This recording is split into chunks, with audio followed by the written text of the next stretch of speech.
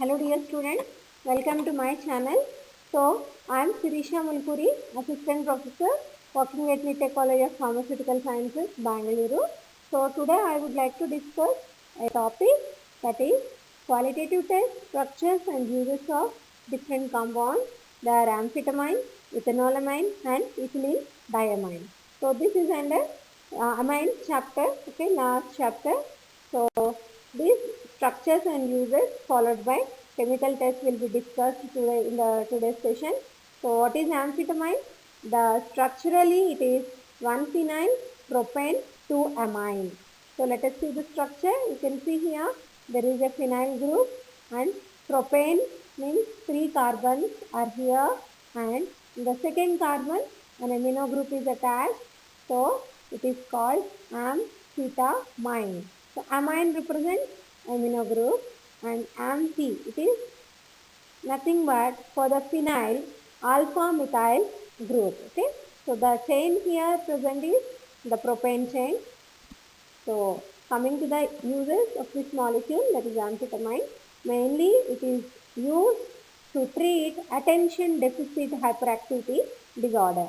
So mainly in the kids, those who are very hyperactive and they will be lacking the attention.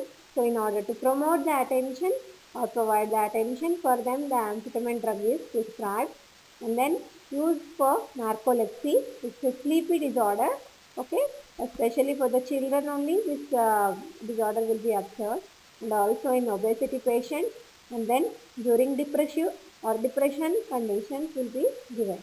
So almost it is linked with various neurological disorders. Okay, mainly in this treatment is useful, and also in the chronic pain. Okay, the next compound is ethanol amine. So ethanol represents ethyl alcohol and amine group will be present. That's all. So this is the basic structure of ethanolamine. It represents the prefix. It represents 2 carbons. So we have 2 carbons here, and amine is the suffix. So one end will be ending with amine, and one carbon will be having hydroxyl group in place of one hydrogen.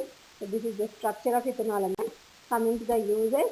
So the first use is it is mainly used as a buffering agent or a pH regulator. Okay, especially in cosmetics, and also when you are making emulsion, this agent will be used. Okay, and next one, symptomatic hemorrhoids. This is very important. So it is used for the treatment of hemorrhoids. So how it is used for the treatment of hemorrhoids? Let us see. So what they will do? They will take around 2 to 5% of 2 to 5 ml of this ethanolamine solution, and they will inject into the mucosal layer. Then, so what will happen? So above the hemorrhoid, it will be injected so that the ulceration and mucosal fixation will be happening, and because of this fixation, it will prevent the hemorrhoid from descending out of the anal canal. So it will not be coming down of the anal canal. So by that way, it is used to treat this symptomatic hemorrhoid. The next one is ethylene diamine. Ethylene means 2 molecules and diamine means 2 amino groups are attached to the both end of this chain. Okay, this is the structure of ethylene diamine. Let us see the uses.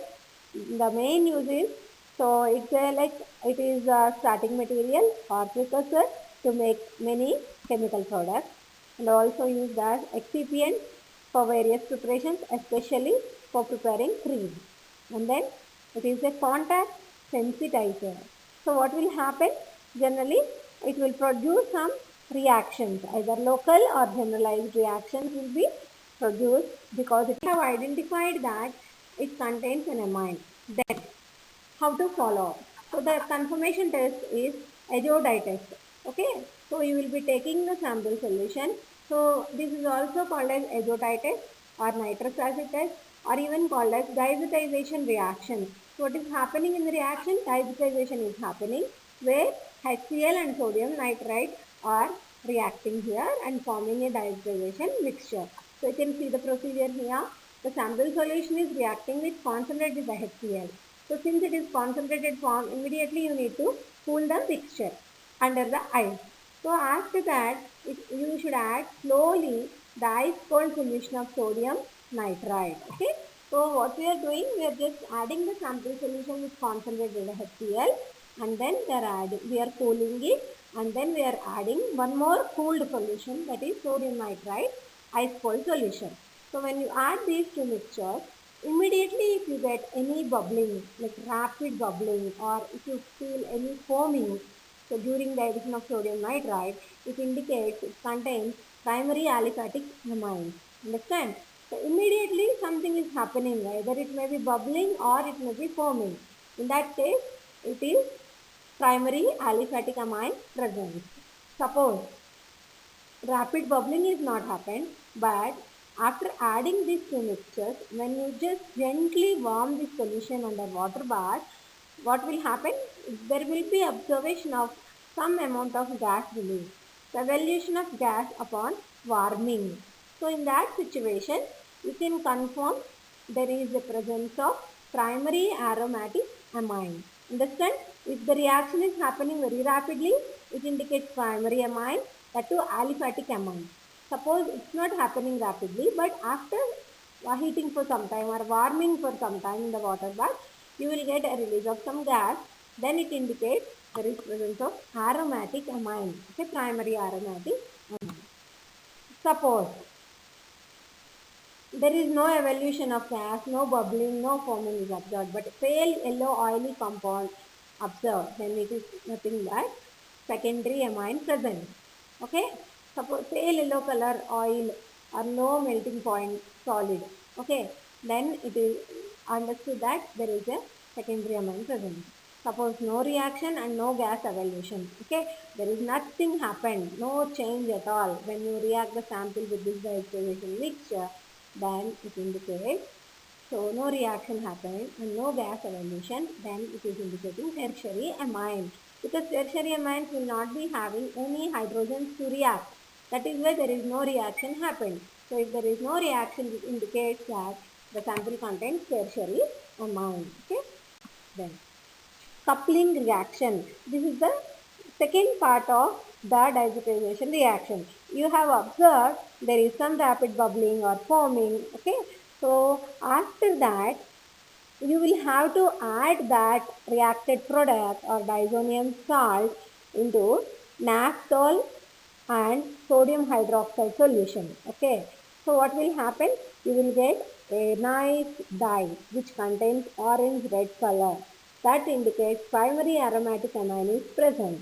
If there is no formation of dye, then primary amine is absent. It is nothing but second conformation. See, in the first conformation, you will be identifying whether it is primary or secondary or tertiary. If suppose you felt primary aromatic amine, after warming the solution, you will get some gas. Then you have to do this coupling reaction. Then you will get a orange colored red dye formation. Okay. So these are the different qualitative tests for amine.